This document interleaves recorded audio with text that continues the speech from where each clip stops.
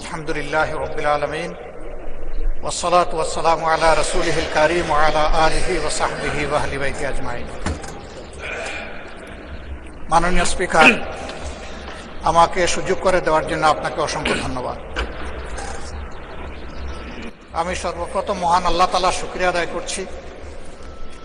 আপনাকে ধন্যবাদ জ্ঞাপন করার পাশাপাশি সারা দেশবাসী এবং বিশেষ করে আমার নির্বাচনী এলাকার সম্মানিত জনগণকে ধন্যবাদ এবং কৃতজ্ঞতা জ্ঞাপন করছি। তারাই আমাকে এবং আমাদেরকে এখানে কথা বলার সুযোগ করে দিয়েছেন তাদের মূল্যবান ভোটের মাধ্যমে। আমি গভীর শ্রদ্ধার সাথে স্মরণ করছি 47, 52, 71, 90 শাপলা চত্বরে সম্মানিত শহীদবৃন্দকে এবং ফ্যাসিস্ট আমলে 15.5 বছর যারা নির্যাতিত হয়ে দুনিয়া থেকে বিদায় নিয়েছেন, লড়াই করেছেন, আহত হয়েছেন, পঙ্গু হয়েছেন, আয়নাগরের বন্দী হয়েছেন, বিভিন্নভাবে যারা নিগৃহীত হয়েছেন, বিশেষভাবে আমি গভীর শ্রদ্ধার সাথে স্মরণ করছি 24 জুলাইয়ে যারা বুক চিতিয়ে লড়াই করে আমাদেরকে আজকের এই সংসদ গঠন করার সুযোগ তৈরি করে দিয়েছেন।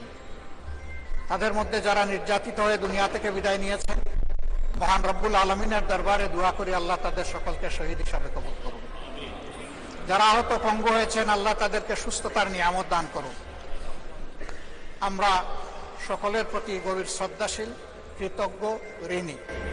আজকের এই সংসদ গতানুগতিক কোনো সংসদ নয়, এটা 24 রক্তের উপর দাঁড়িয়ে থাকা একটি সংসদ। আজকে আপনি এই মহান সংসদের স্পিকার বা অভিভাবক নির্বাচিত হয়েছেন এবং আপনার সাথে ডেপুটি স্পিকার হিসেবে জনাব কায়সার কামাল সাহেব নির্বাচিত হয়েছেন। আমরা দুইজনকেই অভিনন্দন জানাই। মাননীয় স্পিকার, বাংলাদেশের স্বাধীনতার পরপর 55টি বৎসর আমরা অতিক্রম করে এসেছি।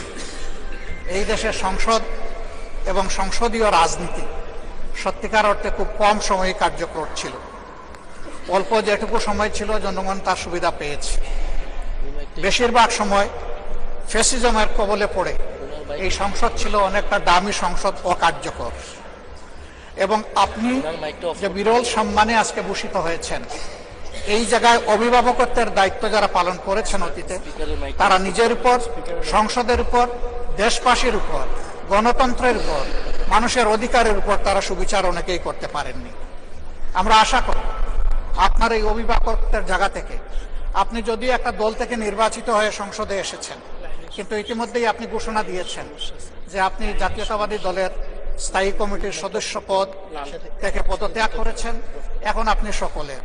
আমরা মনে করি আপনার কাছে সরকারি দল এবং বিরোধী দল আলাদা কিছু হবে না। আপনার কাছে আমরা সুবিচার পাব।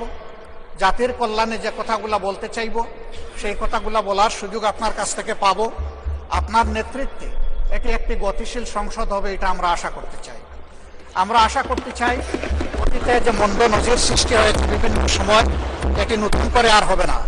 আজকের এই সংসদে অনেক তরুণ সদস্য এখানে আজকে এসেছেন। আমিও বয়সে একটু বেশি হলেও আমিও তরুণ। আমার জীবনে এটা প্রথমে এই সংসদে ঢুকে, সুতরাং আমিও তরুণদের একজন। সেই তরুণরা যারা এখানে প্রাজ্ঞ আছেন, অতীতে যারা এই মহান সংসদের সদস্য বারবার নির্বাচিত হয়েছেন, তাদের কাছ থেকে আমরা ভালো কিছু শিখব। আমরা অতীতের সংসদগুলোতে দেখেছি এখানে দেশের মানুষের কল্যাণ বিবেচনায় আলোচনা না হয়ে মানুষের চরিত্র হননের জন্য এখানে বিপুল সময় ব্যয় করা হয়েছে। আমি আপনাকে বিনীতভাবে অনুরোধ করব, এই সংসদ যেন কারো চরিত্র হননের কেন্দ্রে পরিণত না হয়। আপনার কাছ থেকে কেউ সামান্যতম সুযোগও যেন এই ব্যাপারে না পায়। আমরা চাই এই সংসদ শুধুমাত্র জনকল্যাণে প্রতিষ্ঠিত হবে এবং পরিচালিত হবে। আমি আস্থাশীল, গভীর আস্থাশীল। আপনি একজন লড়াকু মুক্তিযোদ্ধা, আপনি পারবেন ইনশাআল্লাহ এই সংসদকে সফলভাবে নেতৃত্ব দিতে।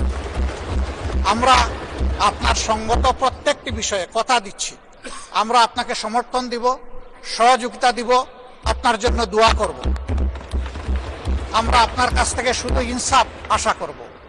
আপনি যদি এই সংসদের উপর ইনসাফ করেন, তাহলে 18 কোটি মানুষের উপর ইনসাফ করা হবে। কারণ রাষ্ট্রের গুরুত্বপূর্ণ 3টি অঙ্গের একটি হচ্ছে সবচেয়ে গুরুত্বপূর্ণ অঙ্গ।